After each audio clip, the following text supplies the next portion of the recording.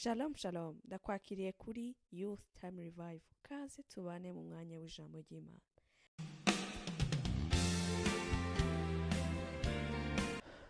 Yesu ashimwe cyane mwene data, ndagusuhuje mu izina rya Yesu Kristo.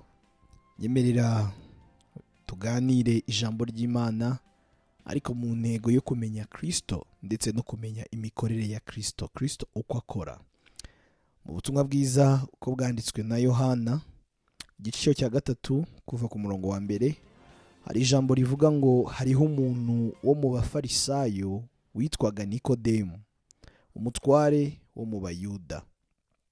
Uwo yasanze Yesu nijoro aramubwira ati, mwigisha, tuzi yuko uri umwigisha wavuye ku Mana, kuko ari ntawe ubasha gukora ibimenyetso ujya ukora keretse Imana iri kumwe nawe.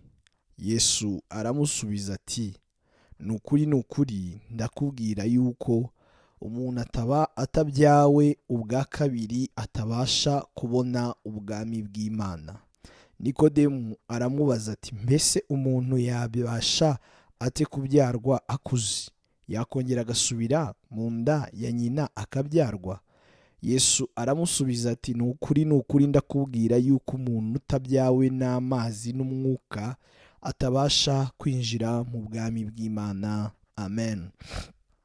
Uyu munsi nifuje kuganira nawe ijambo Imana yashyize ku mutima wanjye, ariko naje gutangara cyane ubwo nongeraga kubona kandi no guhishurirwa kumenya Yesu Kristo n'imikorere ye.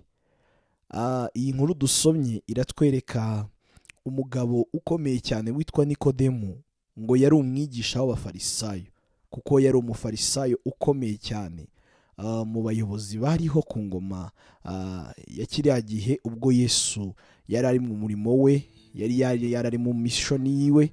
Hanyuma rero ngo ikintu gitangaje naje kubona hano nuko ngo uyu mugabo ngo yahengereye amanywa agiye haje ijoro, arangije ngo ashaka Yesu ahari, ajya kumureba ariko amureba nijoro. Aha hantu naje kwibaza, kuki uyu muntu yaje nijoro? Kuki uyu muntu yagize umutima wo gushaka Yesu ariko akamushaka mu ijoro? Ariko ngashyira imbaraga mu byo yagombaga gukora, ngo bigeze nijoro aza gushaka Yesu kandi aramubona. Ariko aramubwira ati, mwigisha, ngo tuzi yuko uri umwigisha ngo wavuye ku Mana, ngo kuko ari nta n'ubasha gukora ibimenyetso ujya ukora ngo keretse Imana iri kumwe nawe. Aya makuru uyu mugabo yari ayafite, kandi ukuntu yavuze ko babizi byarenze we. Ntago yivuze avuge ngo nzi yuko uri umwigisha wavuye ku Mana, ahubwo we yavuze muri rusange, aravuga ngo tuzi neza, turabizi ayo makuru turayafite ko wavuye ku Mana, ngo ndetse n'impamvu tuyabona tukayemeza, ngo ibintu ujya ukora by'ibimenyetso n'ibitangaza ngo bigaragaza koko wavuye ku Mana. Ndagira uyu munsi mwene data tuganire ku mikorere ya Yesu, tumenye Yesu, tumenye uko akora, tumenye uko ateye n'uko abana n'abantu. Uyu mugabo uje nijoro akaza amubwira amakuru ngo bazi. Reka nkwereke ikintu Yesu yamubwiye. Yaramubwiye ngo, nukuri Nikodemu we, ndakubwira yuko umuntu atabyawe ubwa kabiri ngo atabasha kubona ubwami bw'Imana. Amakuru Nikodemu yarazi ni amakuru yarazi yo mu gisagara, y'ahantu ubushobozi n'ubwenge bw'ibyo bize bubasha kugera no kugarukira. Amakuru Nikodemu yarazi ni amakuru asanzwe, amakuru abasha guhurizwa mu byo umuntu atekereza no mu byo umuntu yibwira, maze ibyo bintu byose akabigenzuramo icyo yabonamo, akabibonamo nyine ikintu runaka yabonye. Yesu rero yaramubwiye ngo ibintu muzi ni ibyo ngibyo nyine, muzi ibyo ngibyo, mutekereza ibyo ngibyo, mubasha kugera aho ngaho. Aramubwira ariko hari ahandi hantu handi mukeneye kugera kandi mutaragera kugira ngo mubashe kumenya. Imana ishimwe cyane, haleluya. Hari ahandi hantu Nikodemu umuntu ahagarara, hanyuma ibyo ngibyo uri kuvuga muzi akabimenya uburyo butandukanye n'uko mubizi. Aramubwira ati, rero umuntu atabyawe ubwa kabiri ntago abasha, ntago ashobora nta nubwo byakunda kubona ubwami bw'Imana.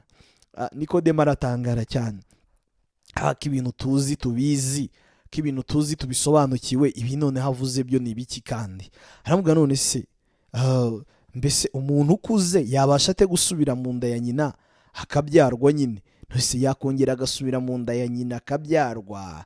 Byagenda biti ibyo bintu uvuze ko numva binduse? Uyu Yesu aracyafite ibyo kutubwira hejuru y'ibyo tuzi, aracyafite ibyo kutwigisha no kudusobanurira biri hejuru, mwene data, y'ibyo uzi. Uyu mugabo ikosa rya mbere yakoze, yaje nijoro. Agira kuza nijoro, azana n'umutima wo kwemeza Yesu, wo kwemeza Imana, wo kugendera mu bushobozi bw'ibyo ashoboye, amanywa yayimye Imana, aha Imana ijoro. Ubuzima bwe bw'amanywa yarabugumanye, abukoresha mu buryo bwe. Bigeze mu buzima bw'ijoro aza kubuhereza Imana, ariko akomeza kuba mu manywa ye, yanga kumurikirwa n'umucyo w'Imana, yanga ko Imana imutumirira umucyo mu manywa ye ngo nawo umumurikire. Hanyuma rero ikintu kijya kibaho iteka ryose, iyo twatinze muri twebwe, mu bwenge bwacu, mu bushobozi no mu bitekerezo byacu, tukaza imbere y'Imana, biradukwiriye ko duca bugufi kugira ngo twigishwe n'Imana, kugira ngo twumve uko Yesu abona ibintu, uko yumva ibintu.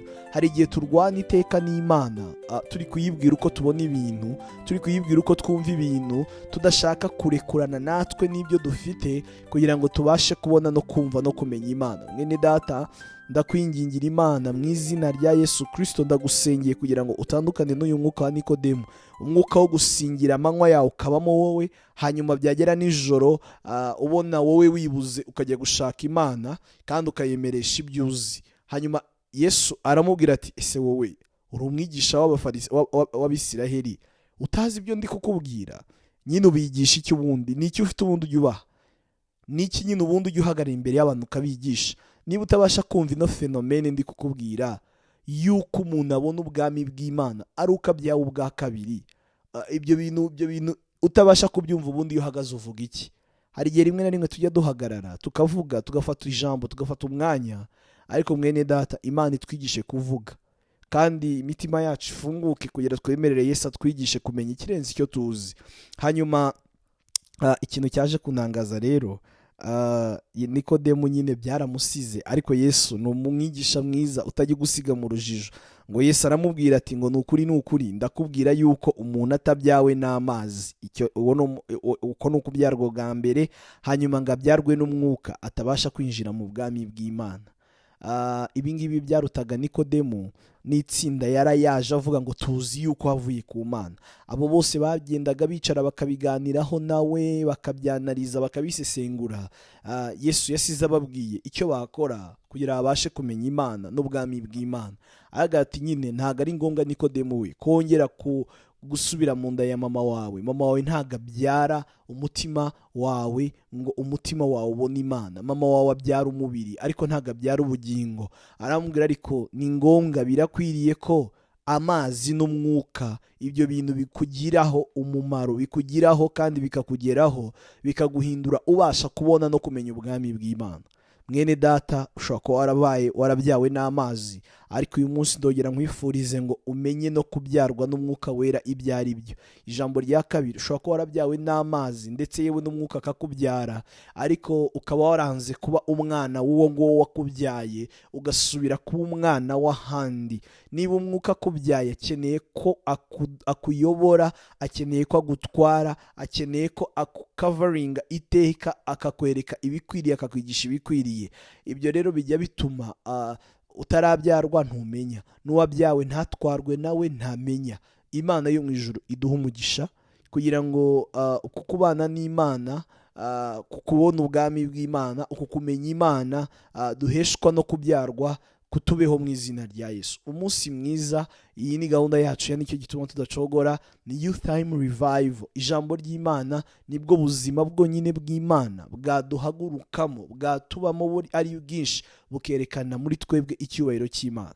ndagusengeye kugira ngo Imana Data yongere muri Kristo Yesu ikwihishurire, umwuka n'amazi birusheho kukubaho no kukubyara, kugira ngo ubashe kuba uw'Imana no kumenya ubwami bw'Imana, mu izina rya Yesu Kristo, amen.